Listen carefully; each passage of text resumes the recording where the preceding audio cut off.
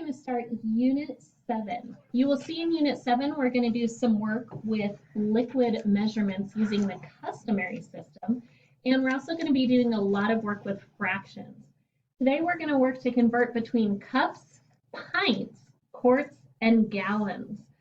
So today when you look on your Math Journal page 228, you will see the same drawing that I have on your screen. And what this represents is the C stands for cups, the P stands for pints, the Q, which is in green, stands for quarts, and the blue G stands for gallons. So we're talking about why we need to know how to convert between all of these. A lot of times with cooking, baking, any sort of liquid measurements, maybe with medicines or some other kinds of things, can all be really helpful. So today we're going to take a look at our conversion chart. So if you notice, looking at our screen, you will see that we have 2 C's in 1 P, which means that in 1 pint, there are 2 cups. If you look a little bit broader, you will see that we have 2 P's or pints in 1 quart or the Q. Then if we move to even bigger, you will see that we are looking at a half gallon. So if we were to take our big G and kind of split it in half, you will notice that in there we have 1 quart in the half gallon. And then in a full gallon, we have 2 full quarts.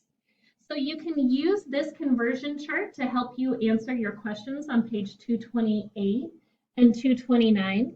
You also have a conversion chart in the front of your journal to help with that as well. We're also going to do a story problem together to kind of help us think about how we can do this in some real life examples. So our problem is Joan has 4 quarts of frozen yogurt. How many pints does she have? Well, if we look back at our chart, we know that there are 2 pints in 1 quart. So I know if I'm going to have 4 quarts, I'm going to need to do some multiplication to figure that out. So I'm going to do 2 times 4 equals 8.